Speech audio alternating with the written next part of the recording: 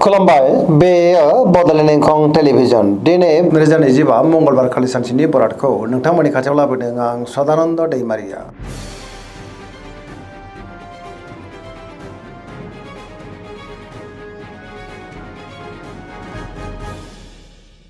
सिगां फरायनो लादों मेष राशि गिबि हांखो अ ल दिनैनि साना मोजां आरो गाज्रिनि गेजेरजोंनो बाबेनलांनो हागौ। गोसोआव गोनो गोथो साननायबो फैनो हागौ। गावनि गोसोनि साननायफोरखौ दिनै गुबुननो फोरमायनो गोब्राब जागोन। सोरजोंबा लाजिफोनां जानोबो हागौ। मोनफ्रोमबो बिथिङावनो दिनै सांग्रां जानाया गाहाम। सुथुराबो बांनो हागौ। बयजोंबो गोरोबनो गोब्राब जागोन। मावनो लानाय खामानिफ्रा माबा नङा मोनसे गोरोन्थि जालांनोबो हागौ। गोसोखौ दिनै जोबोर गोनो गोथो मोनगोन। देहाया दिनै बारा मोजां थानाय नङा। गोबां रोखोमनि देहायारि जेंनाजों मोगा मोगि जानांनोबो हागौ। रांखावरियाव बारा मोजां नङा। नाङा फाङा खरसाया बांनोबो हागौ। रांखावरियाव बेफार फालांगियावबो बारा मोजां नङा होनजायो। सोरजोंबा थगायजानानै गोसोआव दिनै जोबोर उसुखुथु जानोबो हागौ। समाजाव मान हानि जानोबो हागौ। लाइमोनफ्रा गावबा गावनि गोसोनि साननायफोरखौ दिनै फोरमायलायनो हागोन। फरायसाफ्रा फरायनायाव गोसो दुंखांगोन आरो मोजां फिथाइ मोनगोन। धोरोमारि बिथिङाव गोसो दुंखांनो हागौ। अब्लाबो नाथाय नेगेटिभ एनार्जि गोहोमबो गोग्लैनो हागौ।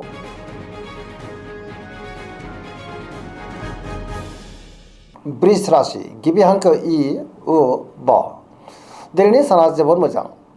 गोबां मोजां खाबुबो दिनै मोननो हागौ। गोथों आरो गोग्गो साननाय फैगोन। गियाननि आंखाल जानाय नङा। सोरजोंबा बाख्नायजानानै गोसोआ दिनै जोबोर खुसि जागोन। गावनि गोसोनि साननायफोरखौ गुबुननो फोरमायनोबो हागोन। मावनो लानाय खामानिफोरखौ थि समावनो आरो गोरलैयैनो मावफुंनो हागोन। समाजाव बयजोंबो मान होजागोन। गोबां मोजां खाबु दिनै मोननो हागौ। रांखावरियाव मोजां, बेफार फालांगियाव मोजां, आयाबो बांनो हागौ। बिदा फंबायनिफ्राय हेफाजाबखौ मोननो हागोन। बिसि फिसायनि गेजेराव अननाया दिनै बांनो हागौ। देहाया मोजाङैनो थागोन। जायखि खामानि मावा मानो दिनै मोनफ्रोमबो खामानियावनो जाफुंसारनो हागौ। गोदान खामानियावबो आखाइ होजेननो हागोन। लोगोफोरनिफ्राय थोजासे हेफाजाब मोनगोन। पजिटिभ एनार्जिनि गोहोम गोग्लैगोन।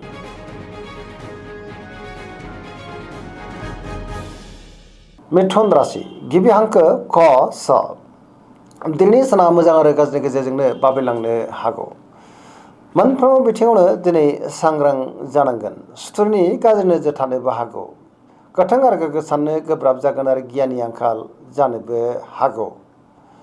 सोरजोंबा रायखोमा जानोबो हागौ। देहाया दिनै बारा मोजां थानाय नङा। गोबां रोखोमनि देहायारि जेंनाजों मोगा मोगि जानांनोबो हागौ। जानाय लोंनायाव सांग्रां जानांगोन। बेफार फालांगियाव जोबोर मोजां मुलाम्फा मोननोबो हागोन। न'खराव बिसि फिसायनि गेजेराव अनलायनाय फैगोन। गोसोनि बोलोआ लोरबां जानोबो हागौ। गावनि गोसोनि साननायफोरखौ गुबुननो फोरमायनो गोब्राब जागोन। बहाबा दावबायोब्ला दिनै लामा सामायाव सांग्रां जानांगोन। लाइमोनफोरनि गोसोआ दिनै जोबोर आला खाला जानोबो हागौ।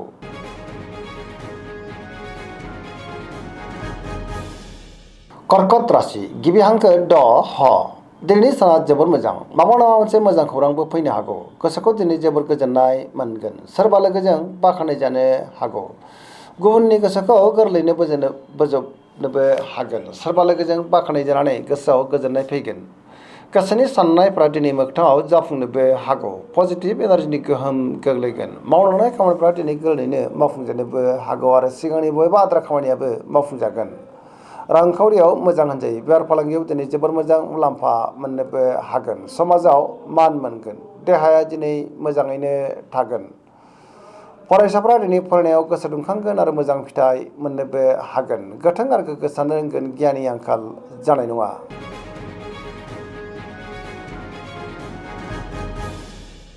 सिंह राशि गिबि हांखो म थ दिनैनि साना मोजां आरो गाज्रिनि गेजेरजोंनो बाबेनलांनो हागौ। गोसोआव दिनै गोनो गोथो साननायबो फैनो हागौ। गावनि गोसोनि साननायफोरखौ गुबुननो फोरमायनो गोब्राब जागोन। सोरबा लोगोनिफ्राय हरखाबै गाज्रि खौरांबो फैनो हागौ। मावनो लानाय खामानिफ्रा मावफुंजायाबो जानो हागौ। रांखावरियाव बारा मोजां नङा होनजायो। बेफार फालांगियावबो बारा मोजां नङा होनजायो।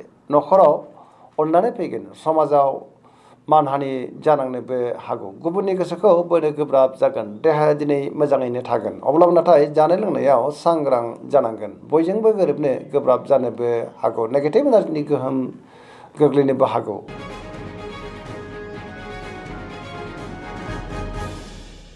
कन्या राशि गिबि हांखो फ थ दिनैनि साना मोजां आरो गाज्रिनि गेजेरजोंनो बाबेनलांनो हागौ। गोसोआव गोनो गोथो साननायबो फैनो हागौ। गावनि गोसोनि साननायफोरखौ दिनै गुबुननो फोरमायनो गोब्राब जागोन।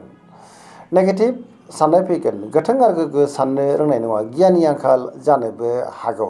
रांखावरियाव बारा मोजां नङा होनजायो। बेफार फालांगियावबो दिनै बारा मोजां नङा होनजायो। गोबां खहा जानांनोबो हागौ। देहाया दिनै मोजाङैनो थागोन। अब्लाबो नाथाय जानाय लोंनायाव सांग्रां जानांगोन। गुबुननि गोसोखौ बोनो गोब्राब जानोबो हागौ। सोरबा लोगोनिफ्राय हरखाबै गाज्रि खौरांबो फैनो हागौ। लाइमोनफोरनि गोसोआ दिनै जोबोद रमान्टिक जागोन आरो गावबा गावनि गोसोनि साननायखौ फोरमायलायनोबो हागोन। अब्लाबो नाथाय नेगेटिभ एनार्जिनि गोहोमबो गोग्लैनो हागौ। सांग्रां जानाया गाहाम।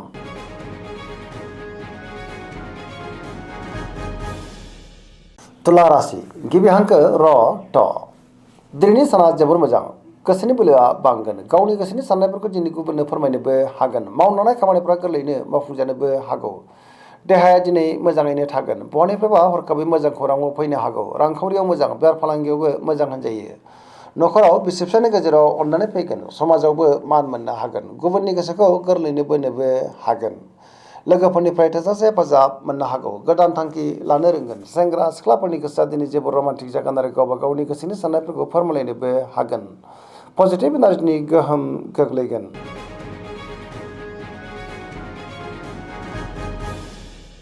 वृश्चिक राशि गिबि हांखो न स। दिनैनि साना जोबोर मोजां। गोबां मोजां खाबु दिनै मोननो हागौ। गोथों आरो गोग्गो साननो रोंगोन। गियाननि आंखाल जानाय नङा। सिगांनि बबेबा आद्रा खामानिया दिनै गोरलैयैनो मावफुंजाजोबनो हागौ। पजिटिभ एनार्जिनि गोहोम गोग्लैगोन। बहाबा हान्थिनो एबा दावबायनो खाबु मोननो हागौ आरो मोजाङैनो हान्थिनोबो हागोन। सोरबा गोजाम लोगोजों बहाबा लोगो मोनज्लायनोबो हागौ। गोसोआव दिनै गोथों आरो गोग्गो साननाय फैगोन। मावलांनाय खामानिफ्रा गोरलैयैनो मावफुंजानो हागौ। गुबुननिफ्राय थोजासे हेफाजाब मोननोबो हागौ। गोसोनि साननायफ्रा दिनै मोगथाङाव जाफुंगोन। गोसोनि बोलोआ बांगोन। समाजाव मान बांगोन। न'खराव बिदा फंबायनिफ्राय हेफाजाबखौ मोननो हागोन। रांखावरियाव मोजां, बेफार फालांगियावबो मोजां होनजायो। देहाया दिनै मोजाङैनो थागोन।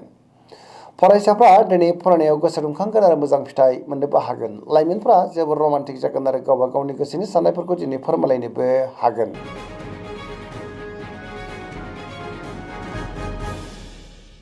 धनु राशि गिबि हांखो ध फ भ। दिनैनि साना मोजां आरो गाज्रिनि गेजेरजोंनो बाबेनलांनो हागौ। गोसोआव गोनो गोथो साननायबो फैनो हागौ। नेगेटिभ एनार्जिनि गोहोम गोग्लैगोन। मोनफ्रोमबो बिथिङावनो दिनै सांग्रां जानाया गाहाम। मावलांनाय खामानिफ्रा दिनै माबा मोनसे गोरोन्थिबो जालांनो हागौ। गोसोनि साननायफ्रा देबार नांगोन। रांखावरियाव बारा मोजां नङा। नाङा फाङा खरसाया बांनोबो हागौ। बेफार फालांगियाव बारा मोजां नङा होनजायो। गोबां खहा जालांनोबो हागौ। समाजाव मान मोननो हागोन। बहाबा हान्थियोब्ला दिनै लामा सामायाव सांग्रां जानांगोन। देहाया मोजाङैनो थागोन। अब्लाबो नाथाय जानाय लोंनायाव सांग्रां जानांगोन।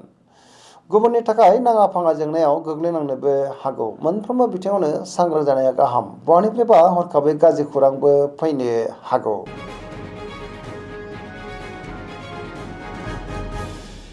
मकर राशि गिबि हांखो ख ज। दिनैनि साना जोबोर मोजां। गावनि गोसोनि साननायफोरखौ गुबुननो फोरमायनोबो हागोन। गोसोआव गोथों आरो गोग्गो साननाय फैगोन। गोसोनि बोलोआ बांनो हागौ। मावलांनाय खामानिफ्रा दिनै गोरलैयैनो मावफुंजागोन। रांखावरियाव मोजां, बेफार फालांगियावबो मोजां। अब्लाबो नाथाय खरसाया बांनोबो हागौ। गुबुनजों मोजां सोमोन्दो लाखिनोबो रोंगोन। गोदान खामानियाव दिनै आखाइ होजेननो हागोन। गोथों आरो गोग्गो साननो रोंगोन। गियाननि आंखाल जानाय नङा। न'खराव अननानै फैगोन। बिदा फंबायनिफ्राय हेफाजाबखौ मोननो हागोन आरो बिमा बिफानि अननायफोरखौ मोननो हागौ। सेंग्रा सिख्लाफ्रा गावबा गावनि गोसोनि साननायफोरखौ फोरमायलायनो हागोन। फरायसाफ्रा दिनै फरायनायाव गोसो दुंखांगोन आरो मोजां फिथाइ मोनगोन। सरासनस्रायै दिनै साना जोबोर मोजां आरो मोजाङैनो बारग'लांगोन।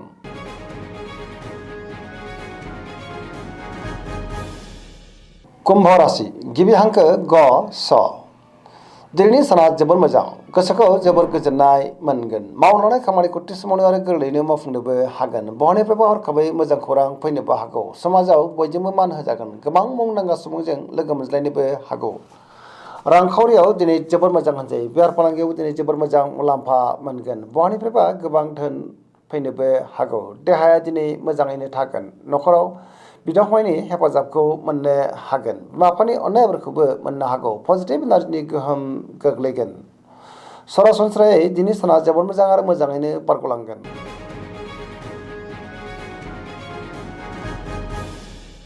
मीन राशि गिबि हांखो ड स दिनैनि साना जोबोर मोजां गावनि गोसोनि साननायफोरखौ दिनै गुबुननो फोरमायनोबो हागोन गोबां मोजां मोजां खाबु दिनै मोननो हागौ गोबां खामानियाव दिनै जाफुंसारनोबो हागौ पजिटिभ साननो रोंगोन बयजोंबो बाख्नाय जागोन गोसोनि बोलोआबो बांनो हागौ देहाया दिनै मोजाङैनो थागोन रांखावरियाव मोजां बेफार फालांगियाव मोजां न'खराव अनलायनाय फैगोन सोरजोंबा बाख्नाय जानानै गोसोआ दिनै जोबोर खुसि जागोन लाइमोनफोरनि गोसोआ दिनै जोबोर रमान्टिक जागोन आरो गावबा गावनि गोसोनि साननायफोरखौ दिनै फोरमायलायनोबो हागोन फरायसाफ्राबो दिनै फरायनायाव गोसो दुंखांगोन आरो मोजां फिथाइ मोननोबो हागोन दिनैनि राशि फरायनाया एसेनोसै जोबनायाव बेखौनो खावलायो जाहाथे नोंथांमोना सानफ्रामबो जोंनि बे बड'लेण्ड इंखं टेलिभिजनखौ नायबाय थायो आरो साबस्क्राइब खालामो लोगोसे लाइक खालामो आरो शेयार खालामो एसेनोसै गोजोन्थों